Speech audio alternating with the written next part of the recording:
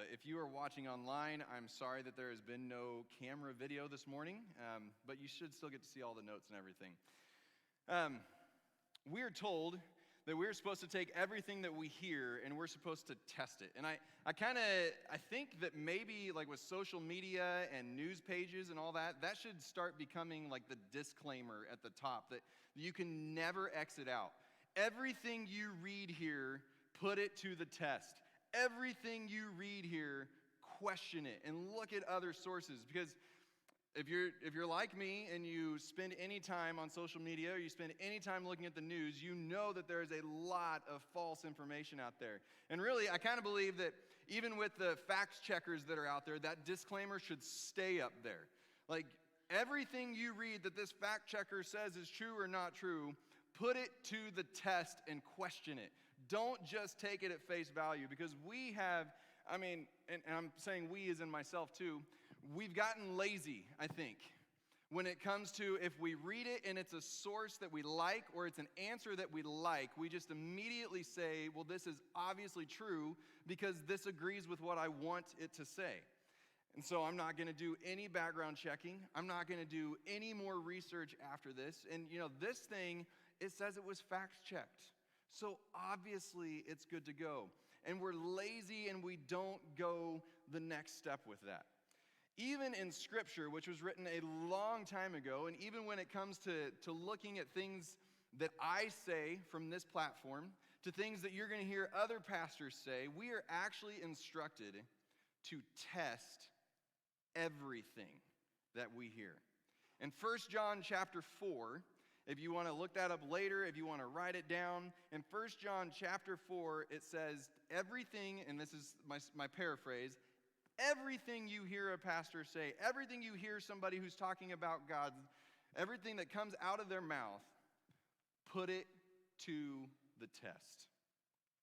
And so I would encourage you, as I've been encouraging people for the last 15 or so years when I've had opportunities to speak, put everything you hear to the test. Everything you hear here, everything you hear from your parents, everything you hear from your teachers, everything you hear on social media, everything you hear in the news, put it to the test.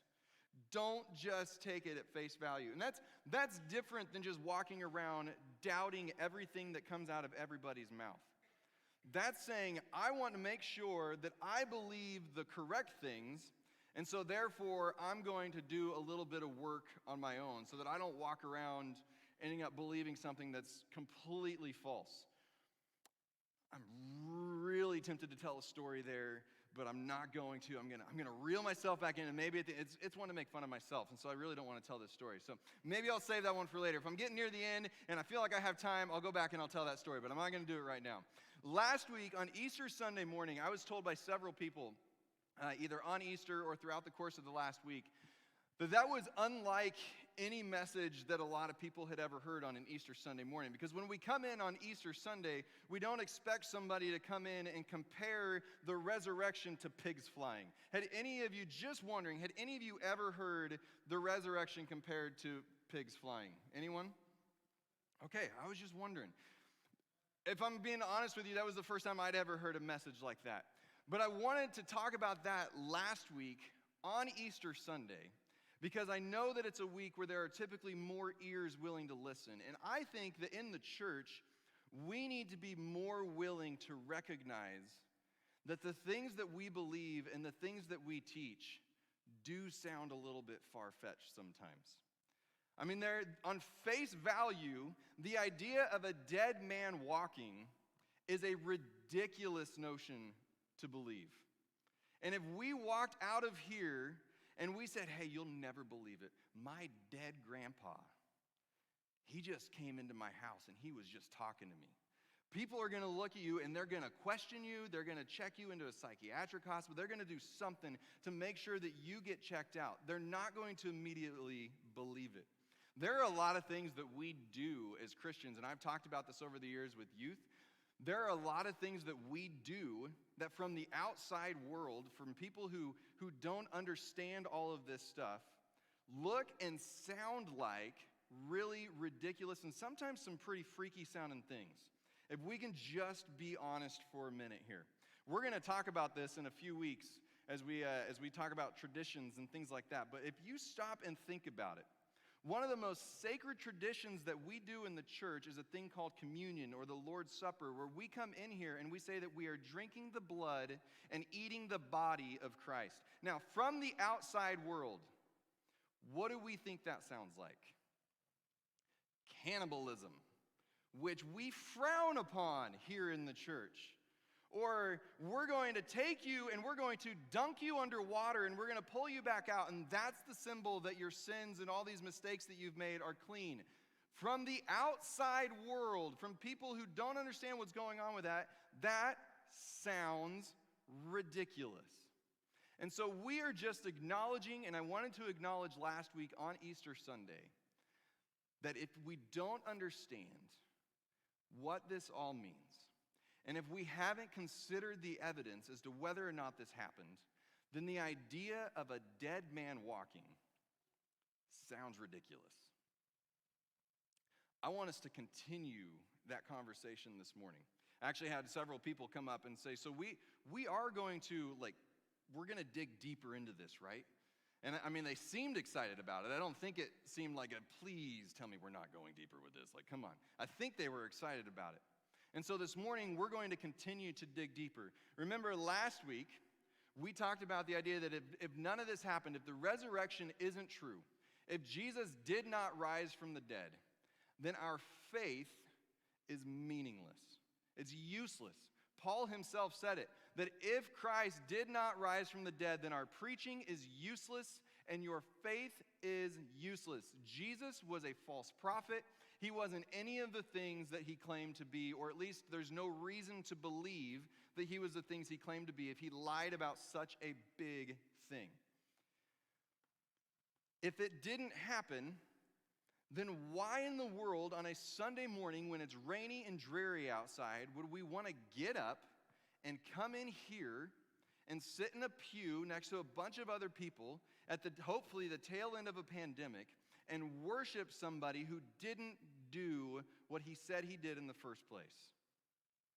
But if it is true, then it means that the supernatural can indeed happen. It means that we have to consider all of the things that Jesus said, not just some of them. And it means that his radical claims of divinity at least can be believed. Because dead men don't rise from the grave. And if he did that, then we have to at least stop and consider that all of those things are true too. Now, I mentioned last week that we cannot prove that the resurrection happened beyond a possible doubt.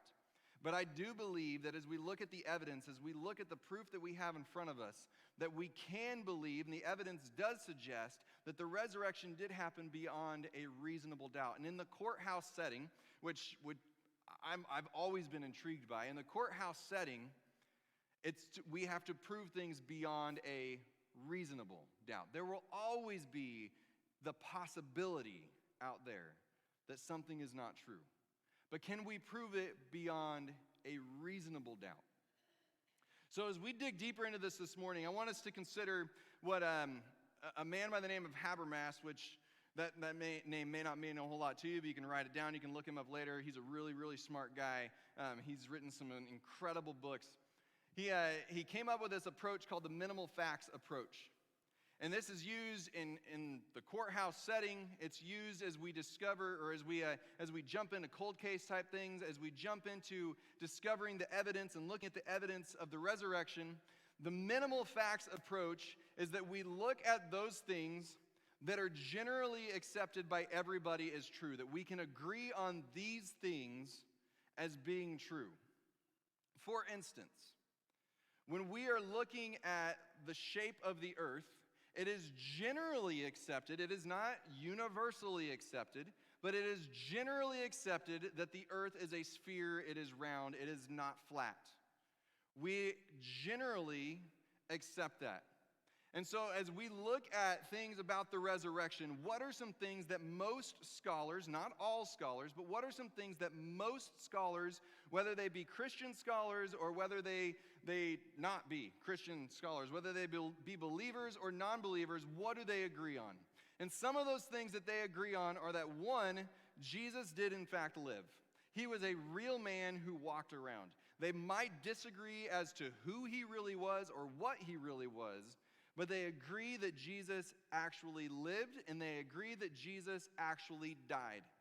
And most would agree that Jesus died by crucifixion, by a horrible death penalty that the Romans had come up with, that they would put on the worst of criminals or just somebody that they felt like getting rid of. They agree on these things. They believe that his followers were convinced that something happened. Now, they don't agree on what that thing was that happened. But scholars, both believers and non-believers alike, most of them would agree that the early followers of Jesus were convinced that something happened. And they agree that a man by the name of Saul, who later went by the name of Paul, who in the biblical scriptures, we often make the comment, and I think I made the comment last week, we say that he wrote like half the New Testament because he started all these churches, and then he would write to the churches, and now we have these letters, and we see his story. They agree that he was convinced of something, that he was a church persecutor, and he ended up being such a church supporter and a supporter of Christ that he was persecuted for it. They might not agree as to what convinced him or what he was convinced of, but they agree that he was convinced of something to the point that he completely changed his life. And they agree that James, the brother of Jesus, was convinced that something happened. Something happened strong enough to take James, the brother of Jesus, from this point of thinking his brother was a little bit insane for all the things that he claimed to be and all the things that he claimed to do, to all of a sudden now being convinced that his brother was in fact God. And we talked about that last week. What would it take to convince you that your sibling is God? Owen, what would it take to convince you that Abe is God? Abe's like, dude, he should already believe it. But what would it take to convince you that your sibling is God? Because that's what happened with James. And while scholars may not agree what happened, they do agree that something happened. So these are the minimal facts that we have, that we can look at, that we can say that most people agree on these things.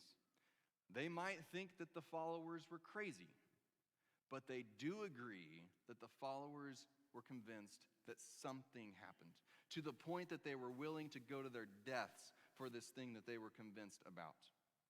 And so as we do this, here in just a moment, we're going to start looking at some different theories that are out as to what happened 2,000 years ago. But as we go through these theories, I want us to remember these minimal facts, and I also want us to look at how do we go about testing the theories. How do we go about looking and see, okay, which one of these theories is the best one? Which is the one that we should believe? And there's 4 different things that I want us to look at. And no, I did not come up with all of these. These are used way before my time came along. But one of them is the explanatory scope of the facts. And the explanatory scope, so you're getting to learn all sorts of legal jargon. This is exciting for me because I feel like I'm in a John Grisham book and I'm getting to explain all this stuff, but with a very biblical standpoint instead of the stuff he writes about. But the explanatory scope is essentially which one of the theory, which set of evidence, which idea best pulls in the most facts. Which one best explains the most historical facts? It's a very quantity type of approach. So as we look at these 4 facts that we have, that Jesus was crucified, that his followers were convinced, Paul was convinced, James was convinced, which one brings the most of those in and explains it? And then we look at explanatory power, which comes from not the quantity, but into the quality approach.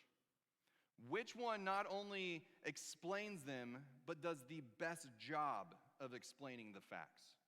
There may be multiple theories that explain why his followers were convinced, but which one does the best job of it? Which one makes the most sense? We're going to look at plausibility as we look through these. Which one of these, based on the accepted truths of the world that's around us, best explains the facts? Best explains what it is that we're looking at? And then finally, which one uses the least amount of ad hoc?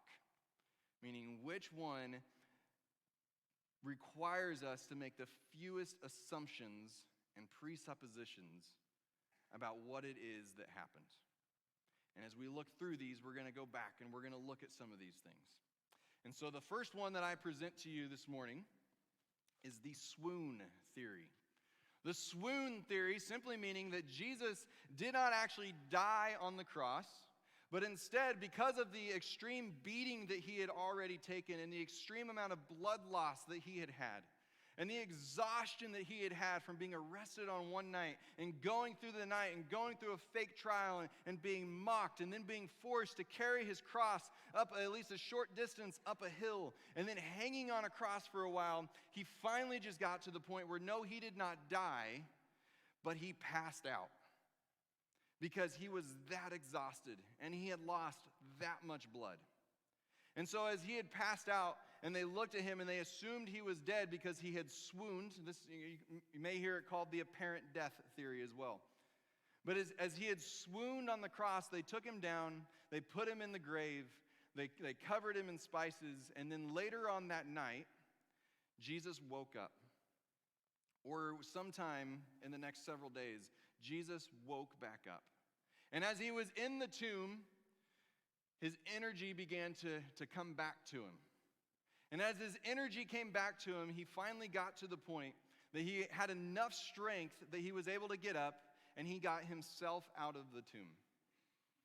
And while I know it is so easy to look at that from the biased viewpoint of somebody who believes in the resurrection, and I'm going to be honest with you, I am biased when I look at this. I'm not going to lie about that. I'm not going to act like I'm not. I believe in a resurrection. And so I look through the lens of somebody who believes in a resurrection. All of us go in with some kind of bias. And if we can be honest about that from the front, then we can be more likely to actually consider the other options that are out there. But while I know that it can sound, this is incredibly ridiculous, that he could lose all that blood, he could be in that condition, he could wake up, he could get enough energy that he could move a giant stone out of the way, take down 2 guards while he's at it, and then walk away and leave it all behind, and then all of a sudden start meeting everybody. Remember this, we're claiming that a dead man rose from the dead. So before we start saying that is a ridiculous theory, remember what our theory sounds like too. But there are some issues with the swoon theory. And one of those issues with the swoon theory is that the Romans were really good at killing people. I mean, they were incredibly adept at killing people. And for a Roman guard to look at a man and say, yeah, he's dead, took a lot. Normally, when they're on the cross, they would break the legs of the criminal who's on the cross so that it would speed up the death. But these guys were so convinced that he was already dead that they just bypassed that whole thing. They didn't bother breaking his legs. He was that dead. They stabbed him in the side with a spear and water came out, and there's all sorts of medical stuff that I could get into as to what that means, but I'll just boil it down to this. What it means is he was dead.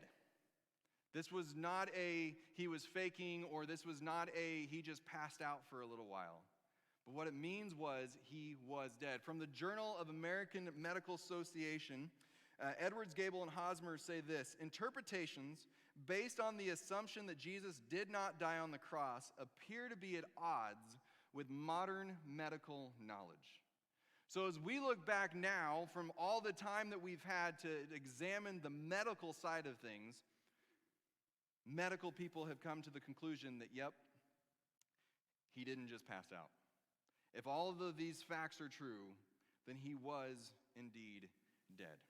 And as we look even further into this, what motive would the disciples have had? What motive would Jesus have had? We have to, going back to that plausibility, we have to start assuming some motives that are in here. Like, what motive would they have to say that he rose from the dead? Because personally, and others would say this too, just the fact that he would have been able to heal from all of those wounds enough to get up and come out and start walking around again would have been proof enough that he was indeed God.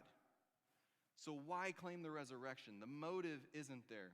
And as we look further at our minimal facts, why would Paul have been convinced?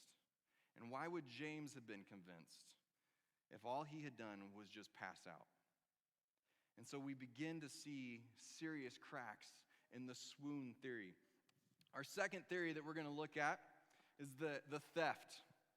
It's the idea that the disciples came along later and they stole the body, or that maybe somebody else came along and they stole the body.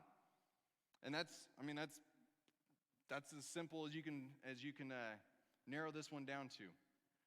Somebody stole the body of Jesus and then they hid it somewhere else.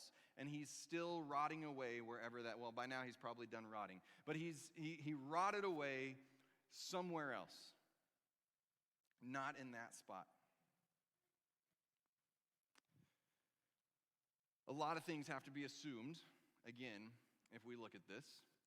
We have to come to the point that we can assume that these uneducated, unlearned men became very experienced militaristically to overcome the guards that were at the door, to hatch a plan to go in and to steal the body.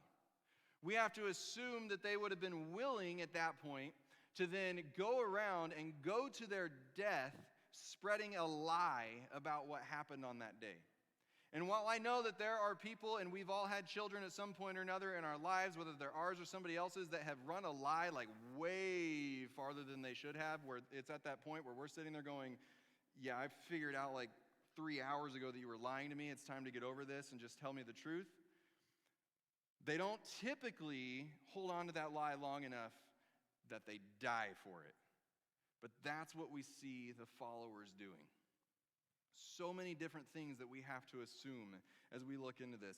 Eusebius, a great Christian historian, basically, he wrote it like this when it came to what would their motive have been to go steal the body? Would their motive have been, let us band together to invent all the miracles and resurrection appearances which we never saw, and let us carry the sham even to death?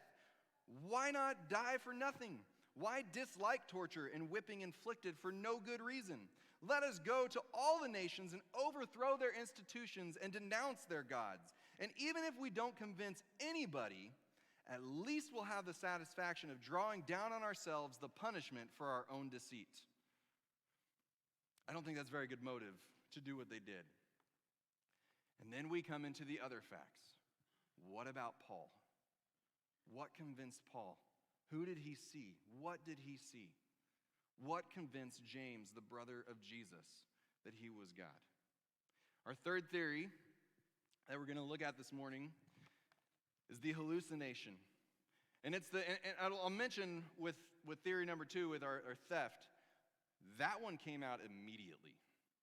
Remember, as you're reading through your Gospels, that was the first idea that the religious leaders came up with. It goes back that far for that theory. With our hallucination theory, it's essentially what it sounds like. That people hallucinated, they saw something, maybe, but most likely they just imagined everything that they saw.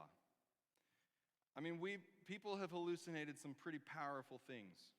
And people who are grieving definitely have more of a tendency to see things that aren't really there. And so that's what these followers did. They hallucinated something that wasn't there. But Peter Kreeft, a philosophy professor at Boston College and the King's College, says this about hallucinations. It says, hallucinations usually happen only once, except to the insane. This one returned many times to ordinary people. 500 separate Elvis sightings may be dismissed, but if 500 simple fishermen in Maine saw, touched, and talked with him at once in the same town, that would be a different matter. Meaning, it's one thing for a lot of people to believe that they have seen Elvis. It's another thing for 500 people at the same time to believe that they've seen Elvis and touched him and talked to him and then heard him do a concert. That's what 500 people believed about Jesus. That they saw him, that they touched him, that they heard him speak, and they heard him teach, and they all did it at the same time. So all of a sudden, we have to start assuming things like mass hysteria all at the exact same time. But we also have to assume that that mass hysteria happened more than once. And we also begin to run into the issues again of why would Paul be convinced? Paul was not grieving the death of Jesus. James would have been grieving the death of Jesus, but he didn't believe that Jesus was God. So we begin to see cracks in this theory of hallucinations, not only from the standpoint of how hallucinations work, but how they answer for the minimal facts that most scholars agreed to. We've got 3 more that we're going to run through this morning. Theory number 4, that people invented Christianity based on pagan myths. What if I were to tell you that there was a God who was born of a virgin, who had 12 disciples, who, let me make sure I get this right, who was born of a virgin on December 25th, had 12 disciples, did many miracles, and he came back from the dead? You would assume I was talking about Jesus. Or I could be talking about Mithra. Because the same holds true for Mithra, the Persian god. Not God, not the Christian God, not Jesus. And so people begin to see parallels in these. They begin to see parallels in the story of Osiris, who came back from the dead, whose wife put his body back together. And they see these parallels that are in these stories, and the accusation is, the theory is, that Christians stole these ideas and they put them all together. And that makes a lot of sense. Does it not? If you really stop and think about it, why would ours not be created if we believe that all these others were created? Except that as we begin to dig deeper into these other religions, some of them are things that have popped up on social media in recent years as things to prove that Christianity doesn't exist. And as we really dig in and test the evidence, we begin to see that they have recently been invented. Meaning they have stolen from the Christian story to create this story. We see in the story of Mithra different things about Mithra that actually are not long-standing tradition, but are things that have been put into the traditional belief about Mithra recently. Not 2,000, 2,500 years ago, whatever it is. And so we begin to see these parallels begin to break down. And as we dig in deeper, even with Osiris, well, yes, Osiris, the theory is that, or the belief is that Osiris came back from the dead and his wife put him back together. But the belief is not that Osiris then walked around on the earth and taught. The belief is that that was it for Osiris at that point.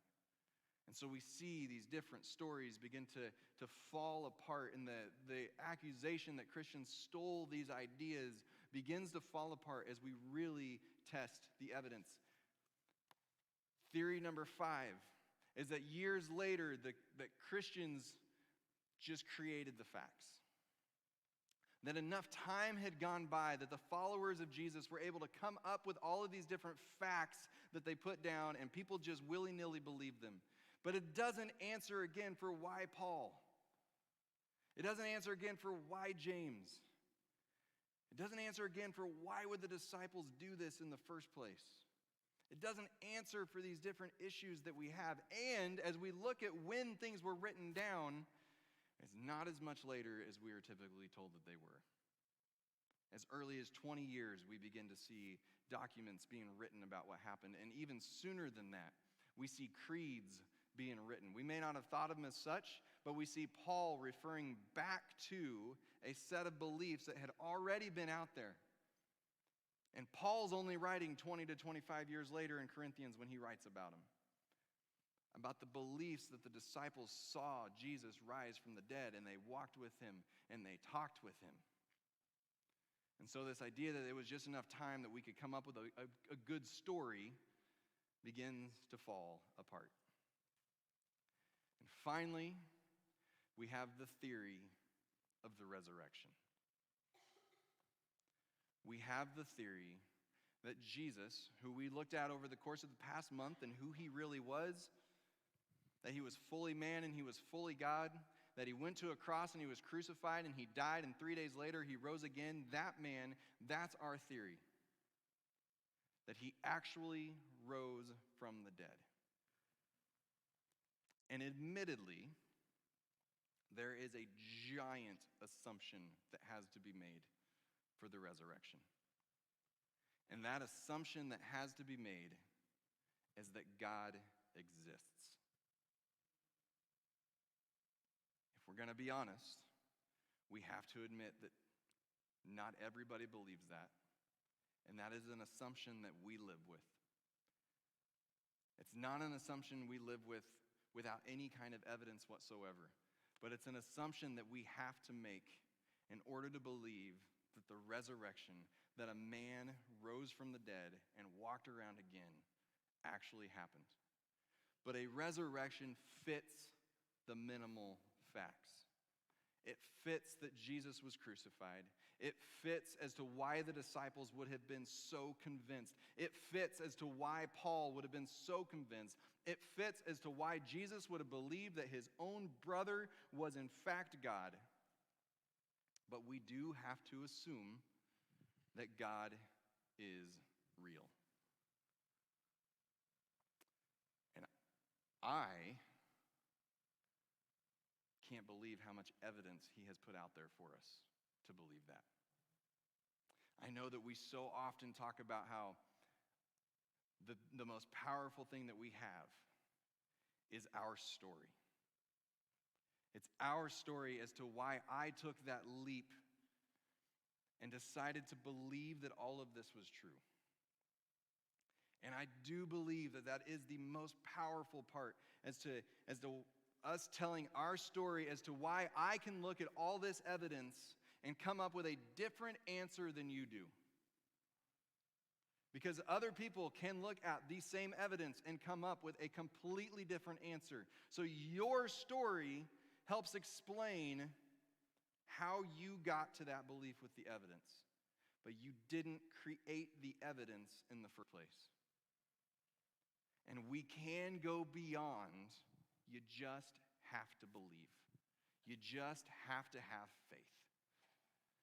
In Hebrews 11:1, the writer tells us that faith is the evidence of things unseen. If you are in here this morning and you're sitting here and you're going, I'm here because I have to be here.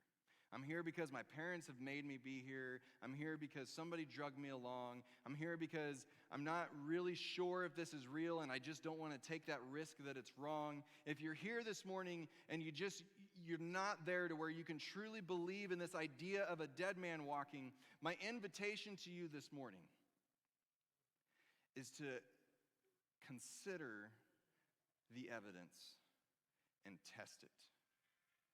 To not just walk in unbelief because it's too much of a leap to believe. We can look at stories like men like Lee Strobel, who set out to disprove that all of this was true. And as he considered the evidence, he finally had to get to that point and say, what is it going to take to finally just realize the evidence is all pointing towards a resurrection? What's it going to take to get me past my bias that I came in with ahead of time? Or people like J. Warner Wallace, who was a cold case detective who didn't believe any of this, and so he put his skills as a cold case detective to work. And he had to get to that point where he had to ask the question, at what point am I going to put the same things into practice that I do when I'm investigating a case and admit that the evidence points to this? And so I invite you this morning to, at the very least, consider the evidence. If you are in here this morning and you already believe in a resurrection, my invitation to you this morning is to go beyond the answer of, I don't know why, I just believe. Because if we're being really honest, that answer isn't going to help very many people. In 1 Peter, we're told to be prepared to give an answer for the reason for the hope that we have. And I don't know, I just believe, isn't a prepared answer for people. And while I know that we have so much on our plates, we have so many things that we have to do, is there anything more important? If we really believe this stuff, is there anything more important than being able to tell other people why they can believe it? It's gonna take effort, and it's gonna take work. But what I don't want to do is just say, good luck, go out, figure it out. And so we put together a list of some resources that you can use, whether you're on that part of, I don't believe this, but I'm willing to consider, or I do believe, but I need a little bit more. We have out in the lobby 10 books that are sitting out there available for purchase. I want to tell you quickly just about a few of them. I'm not going to tell you about all 10 of them. If you don't have a lot of time, then I would encourage you to buy this little book by Josh McDowell that's been out for years called More Than a Carpenter. He got his younger son, I guess, to make it a little bit more hip, maybe, I don't know, but to come along and to kind of to look over some things with him. I would encourage you to look at that one.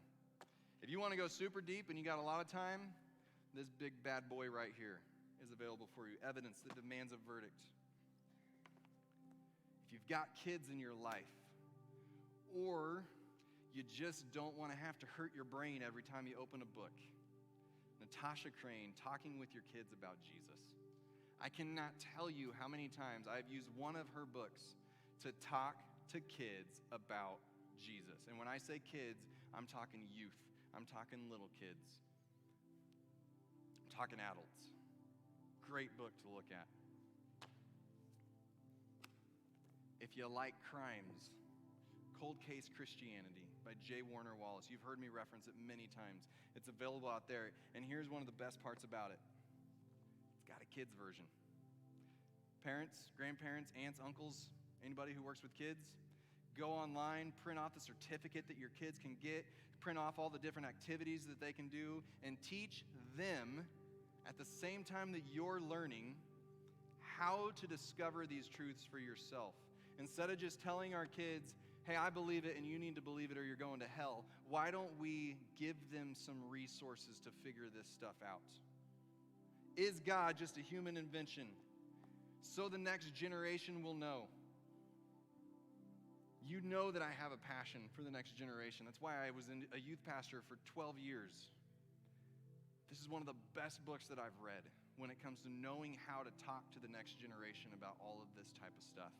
In a world where they're told this is ridiculous left and right. And then Mama Bear Apologetics.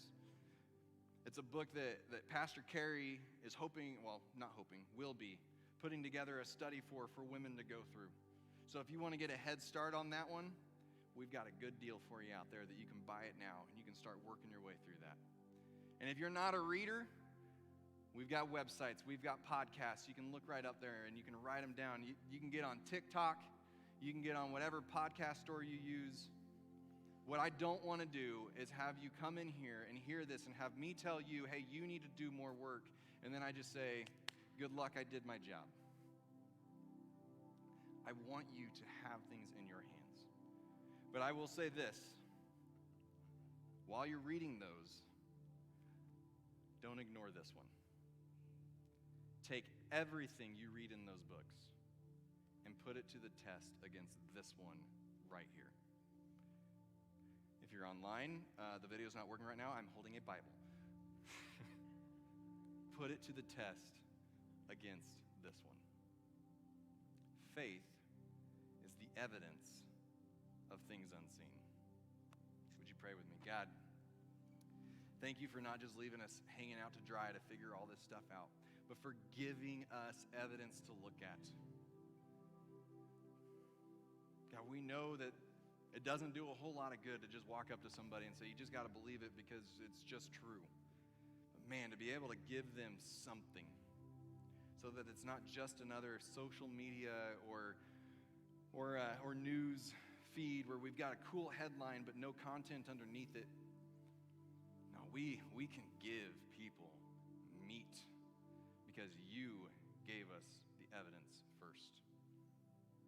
Thank you, God.